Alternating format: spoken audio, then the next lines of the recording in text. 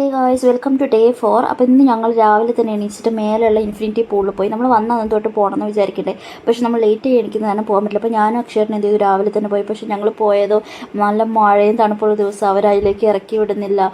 കുറച്ച് നേരം മാത്രം അവിടെ നിൽക്കാൻ പറ്റുള്ളൂ എന്ന് പറഞ്ഞു. അത് കാരണം അക്ഷേട്ടൻ മാത്രം അതിലിറങ്ങി ജസ്റ്റ് ഒന്ന് രണ്ട് ഫോട്ടോസൊക്കെ എടുത്തു. ഞാൻ അതിൻ്റെ മുകളിൽ നോക്കിയാൽ നമ്മുടെ ട്വിൻ ടവറൊക്കെ കാണാനും ഭയങ്കര രസമുണ്ടായി അവിടെ കാണാനായിട്ട്. ആൻഡ് അവിടുന്ന് പോരാനേ തോന്നിയില്ല. പക്ഷേ നമ്മൾ ലാസ്റ്റ് ഡേ അത് കാരണം നമുക്ക് എന്തായാലും പോരും ചെയ്യണം. എനിക്ക് റൂമൊക്കെ വിട്ട് വരാൻ നല്ല വിഷമമുണ്ടായി, കാരണം നമ്മളൊന്നും മര്യാദയ്ക്ക് എൻജോയ് ചെയ്തിട്ടില്ല. ആക്ച്വലി 4 days ഒരിക്കലും മലേഷ്യയിൽ ഇനഫല്ല, കാരണം നമുക്ക് ഒരു 1 month നിന്നിട്ട് തന്നെ അവിടെ എൻജോയ് ചെയ്യാൻ മാത്രമുണ്ട്. എനിക്ക് അത്ര ഇഷ്ടപ്പെട്ടു. നമ്മൾ അവസാനം പെട്ടിയൊക്കെ പാക്ക് ചെയ്തു. പിന്നെ അവൻ നമ്മളെ പിക്ക് ചെയ്യാൻ വന്നു, കാരണം പോകുന്നതിന് മുന്നേ നമുക്ക് ഒരു സ്ഥലം കൂടി അല്ലെങ്കിൽ 1-2 സ്ഥലം കൂടി കാണാൻ പറ്റുകയാണെങ്കിൽ കാണാമെന്ന് പറഞ്ഞു. ഈവനിങ് ആണ് നമ്മൾ ഫ്ലൈറ്റ്. അപ്പോൾ അതിന് മുന്നേ കുറച്ച് സ്ഥലങ്ങൾ കൂടി കാണാമെന്ന് പറഞ്ഞിട്ട് ആൾ വന്നു. സോ ഞങ്ങൾ എന്ത് ചെയ്തു, ഫുഡ് കഴിച്ചിട്ട് ഇറങ്ങാൻ തന്നെ വിചാരിച്ചിട്ട് ഞങ്ങൾ ഫുഡ് കഴിക്കുമ്പോൾ അവിടെ തൊപ്പിയും അവൻ്റെ ഫുൾ ഗ്യാങ്ങും ഉണ്ടായിരുന്നു. അവിടെ ഭയങ്കര ജാടിയായിരുന്നു. തൊപ്പി മിണ്ടിയൊന്നുമില്ല, ചിരിച്ചൊന്നുമില്ല. ഞങ്ങൾ ചിരിച്ചിട്ട് തൊപ്പി മൈൻഡാക്കിയില്ല, അത് വേറെ കാര്യം. ഞങ്ങൾ ഫുഡ് സദ്യ എന്തോ ആയിരുന്നു കഴിച്ചത്. അത് കഴിഞ്ഞിട്ട് നമ്മൾ ഫസ്റ്റ് തന്നെ ഇവിടുത്തെ ഒരു വലിയ മാളിലേക്ക് പോയി. ക്രിസ്മസ് ടൈം ആയത് കാരണം മാളൊക്കെ നല്ല രസമുണ്ടായി. ഫുള്ള് ഡെക്കറേഷൻ ചെയ്തിട്ട് ഭയങ്കര രസമായിരുന്നു. ഞാൻ അവിടെ നിന്ന് കുറേ തുള്ളിച്ചാടി ഡാൻസൊക്കെ കളിച്ച് അത്ര ഇഷ്ടപ്പെട്ടു. പിന്നെ അവിടെ ഇങ്ങനെ കുറേ സംഭവങ്ങളുണ്ടായിരുന്നു. താഴത്തെ ഗ്രൗണ്ട് ഫ്ലോറിൽ തന്നെ ബാഗും കുറേ ഡ്രസ്സൊക്കെ വിലക്കുറവിനും അല്ലാണ്ട് 2 എടുക്കാമെന്നും അങ്ങനെ കുറേ സംഭവം ഉണ്ടായിരുന്നു. അപ്പോൾ ഞങ്ങൾ എന്ത് ചെയ്തു, ഞാൻ 1-2 ബാഗ് മേടിച്ചു എനിക്കും ചേച്ചിക്കൊക്കെ. അത് കഴിഞ്ഞിട്ട് ഞാനൊരു ഷോപ്പിൽ പോയി ഫ്രോക്സ് വാങ്ങിച്ചു. പിന്നെ കുറേ കടകളുണ്ട് അതിൻ്റെ ഉള്ളിൽ. കുറേ എന്ന് പറഞ്ഞാൽ ഒരുപാടുണ്ട്.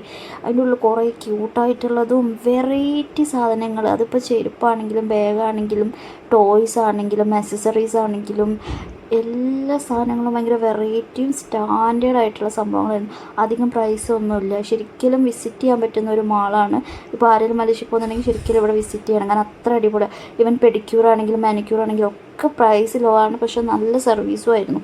ഞാൻ കുറേ ജിം വെയേഴ്സും അല്ലാതെ സ്നീക്കേഴ്സും ദെൻ ഫ്ലാറ്റ്സും അങ്ങനെ കുറേ ചപ്പൽസ് ഉണ്ട്. ഒക്കെ വില കുറവാട്ടോ. കുറേ സാധനങ്ങൾ ഞങ്ങൾ മാളിൽ നിന്ന് മേടിച്ചു. ബാഗും പിന്നെ കുറേയെന്ന് പറയാനില്ല, കുറച്ച് സാധനങ്ങൾ, കാരണം സമയം അധികം കിട്ടിയില്ല. എന്നാലും ആ ഒരു ഇത് വെച്ചിട്ട് നമുക്ക് കുറച്ചും കൂടി സാധനങ്ങൾ വാങ്ങണമെന്നുണ്ടായി അവിടുത്തെ പ്രൈസ് ലെവലൊക്കെ കണ്ടിട്ട്. പക്ഷെ ഞങ്ങൾക്ക് അതിനുള്ള ടൈം കിട്ടിയില്ല. അത് കഴിഞ്ഞിട്ട് നമ്മൾ ഇവിടുത്തെ ഒരു മസ്ജിദിലേക്ക് പോയി. ആൻഡ് അതെന്ന് വെച്ചാൽ പോകുന്ന വഴിക്ക് അവിടെ ഒരു നിർവ്വാണ എന്ന് പറഞ്ഞൊരു സംഭവം ഇവൻ കാണിച്ചു തന്നു.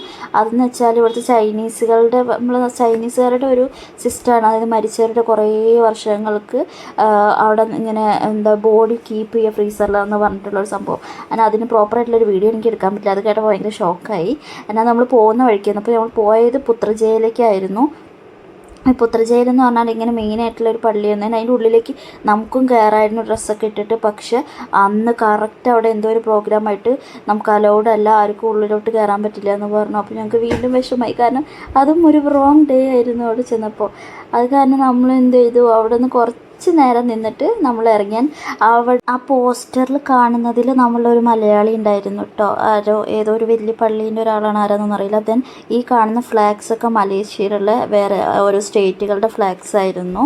അതൊക്കെ കാണാൻ നല്ല രസമുണ്ട് കേട്ടോ. പിന്നെ അവിടുത്തെ ഒരു അറ്റ്മോസ്ഫിയറും വേറെ ആയിരുന്നു. ഒരു മഴയല്ല വെയിലും അല്ലാത്തൊരു അറ്റ്മോസ്ഫിയർ ആയിരുന്നു. ആൻഡ് ദെൻ അത് കഴിഞ്ഞിട്ട് നമ്മൾ എയർപോർട്ടിലേക്ക് വിട്ടു. സോ എയർപോർട്ടിൽ എത്തിയിട്ടുള്ള വീഡിയോ ഞാൻ നെക്സ്റ്റ് വ്ളോഗിലിടാം. ഓക്കെ, അപ്പോൾ നമ്മുടെ മലേഷ്യ ഡേയ്സ് ഇവിടെ കഴിയാണ്. This is the last day. I am sad, but 4 days നിൽക്കാൻ പറ്റിയല്ലോ. So I am happy. Okay, then I will meet you in the next vlog.